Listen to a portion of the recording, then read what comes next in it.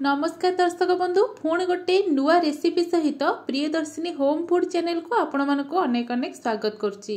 तेबे दर्शक बंधु आपण मैंने मुढ़ी पकुड़ी बनई मुढ़ी चकुड़ी बनई मुढ़ी एमती उपमा बनई सारे आमती घरे नॉर्मली आम मुढ़ी मिक्सचर ना मुढ़ी चा संगे खाई था।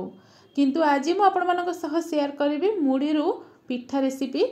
आम आज बिना चीनी बिना नड़िया बिना गुड़ द्वारा आम आज पूरा दिया मुढ़ीर पिठा बनैबा जोटा खाइबा बहुत ही नरम समस्ते खाइबा पसंद करेंगे। तेबे दर्शक बंधु जमती आपण मैंने देखिले मु आवश्यक अनुसार मुढ़ी नहीं आ मुढ़ी को कौन करना पानी दे भल भाव टिके हाथ में मकुचिकिना धोई नहीं जमती कि मुढ़ी थी डस्ट गुड़ाक पानी दे बाहरी जीव। एबे आम कौन करना मुढ़ी टी बाटिवाई आमर जो मसला बटार छोट ग्राइंडरटा अच्छी से आम मुढ़ी सबको धोईकी देदेबा।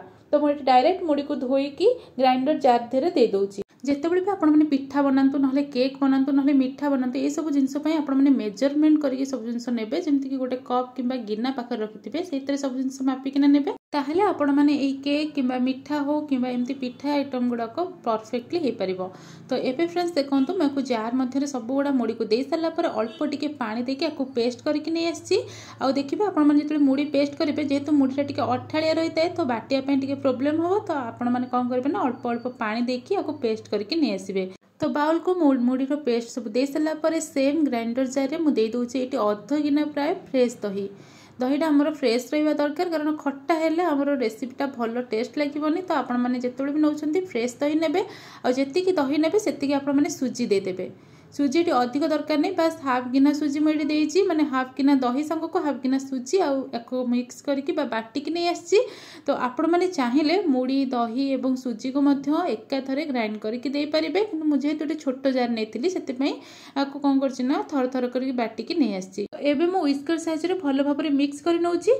एबे हमें बिल्कुल भी पानी दबानी प्रथम आपको भल भाव मिसई नबा तापर आवश्यक अनुसार पानी दबा।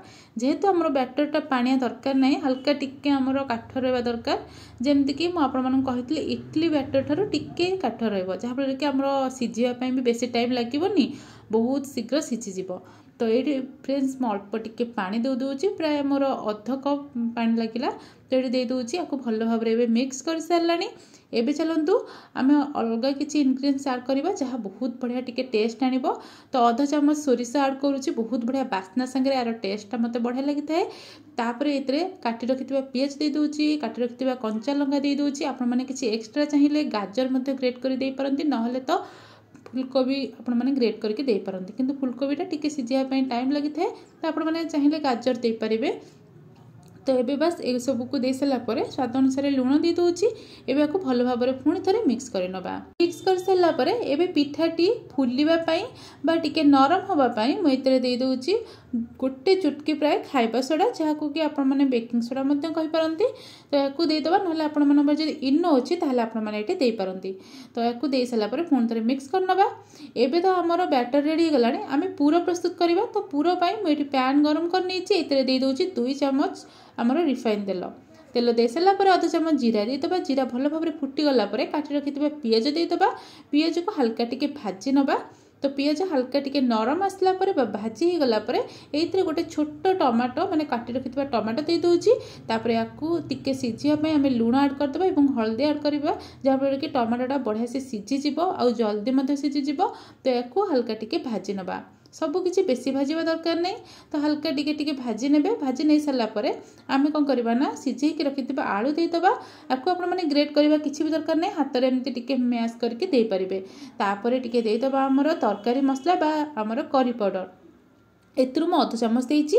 एबे आपको कौन करवा ना आमर जो पिठा खड़िका अच्छी लुहा खड़िकार एमती टिके चापी चापिकिना आपण मैंने गोले नेबे जहाँफल कि आमर जहाँ भी आलू रे गेटाया रही से सब भल भाव मैश हो पार। तो या भल भाव टिके कषिदेले एमती गोले देले आलूटा खाइबापी भल लगी थाए। आ जानते पिलामानंक आलूर जेकोसी रेसिपी बनैकी दिंतु से खाइबापी बहुत ही पसंद करती। तो ये मु आलू पूरा ये ऐड कर लास्ट रे ये किसी धनिया पत्र दे देकी आपको भल भाव मिक्स कर नौची। ये आमर आलू पूरा एकदम रेडी हो जाइए पिठा पाई। तो एबे आमे आपको साइड रखिबा। एबे चलंतु पिठा प्रस्तुत करबा। तो पिठा पाई मुझे 2टी गिना नहीं जाइए कारण आज आम गिनार ही पिठा बनैबा। तो ये देखो सेम साइज रो मु दुईटी गिना नहीं आपण मान पाखे जदि छोट गिना नहीं ताहले आपण मैंने बड़ साइज रो ताटिया नहीं पारे ना कंसार एकाथरक बनई पारे। तो ये देखो ये गिनारे प्रथम कौन करवा ना रिफाइन तेल ग्रेस करनबा तापर ये गोटे फुल डंकी मुझे बैटर दे दूची। तो सेम प्रोसेस रे आर ताटिया मुझे गोटे डंकी दे देची।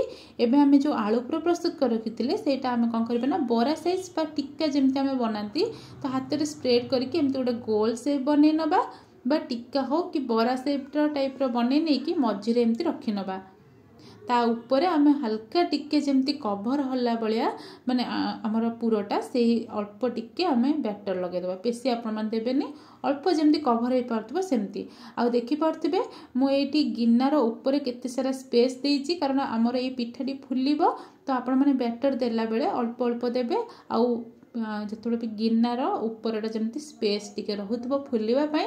तो सेम प्रोसेस रे दुईटी गिना मुझे सजे देइची। तो एबे आगु टिके टैप टैप करनबा कारण जहाँ भी बबल्स थी भी फांका थी से सब भरी जीवो। एपटे देखो कड़े रे मु पानी गरम कर नेइतिली एबे कौन करबा ना एई पिठार गिनाटी को सेठी रखि नबा एबे आरो गिनाटी मध्ये सेपड़े रखि नउची। तो मोर कड़े अनुसार प्राय 3टी गिनारे पिठा जगह हबो। तो आपण मान पाखरे जदि बड़ कड़े अछि किंबा आठरु छोट गिना अछि ताले आपण माने 4टी नहले 5टी आराम से रखि परिबे। तो एबे मु कवर कर नउची एवं याकू मु प्राय 15 ରୁ 20 मिनिट एमती लो मीडियम फ्लेम रे सिझिया पई छाडी 15 ରୁ 20 मिनिट प्राय हे गलानी। एबे मु पिठाटी को चेक करिबे हेची कि नहीं। तो आपण माने जेतेबेले भी पिठा चेक करूछंदी सब बेले मझिरु ही चेक करिवे टूथपिक हो नहले आपण मान पाखरे जदि कंटा चामच हो नहले छुरी हो सब मझिरु चेक करिवे कारण मझिटा हमर टिके नरम रही थाए। तो सेठी जदि आपण मानकर बैटर लागुनी जे कोन जिनस आपण माने चेक करछन ताहले आपण माने जानिबे जे पिठाटी परफेक्टली हेची आउ एठी मोर पिठा मध्ये हेई गलानी। आपण माने देखि परतबे साइड गुडा को मध्ये छाडी छाडी आसलानी। तो एबे हमें पिठाटी को बाहर को काढी आनिबा एवं किछि समय ठंडा हवा पई दबा। तो ये देखो मु पिठार ताटिया सब काढ़ी आनी कि समय ठंडा हाँवाई देवी। तो ठंडा हो सारे कौन हम ना पिठार साइड गुड़ाक बढ़िया से छाड़ी आसो आम पिठाटी पूरा गोटालिया भाया पाइपर ना पिठा भांगी जीव। तो आपको आपण मैंने टिके ठंडा हाँवाई छाड़े। तो ये देखो मुझे प्राय 5 ରୁ 10 मिनिट हो गला पिठा हल्का पूरा ठंडा हो गला और साइड गुड़ा के बढ़िया से छाड़ी आसी देखूँ। एवं चलते आम गोटे प्लेट नहीं जावा और पिठा गुड़ाक से काढ़ी नवा। एबे देखो प्लेट रे सब गोटा गोटा करके मु काढुची और सब गुड़ा केते परफेक्टली शेप रे माने हेची देखंतु केते सुंदर मध्य देखा जाउची। तीनोटी जाक पूरा परफेक्टली हेची किछि भी भांगिनी। तो एमिति प्रोसेस रे निश्चिंत ए पिठाटी को बनेबे देखिबे ए पिठाटी बिल्कुल भी भांगिबोनी और तुळा परी पूरा नरम हबो।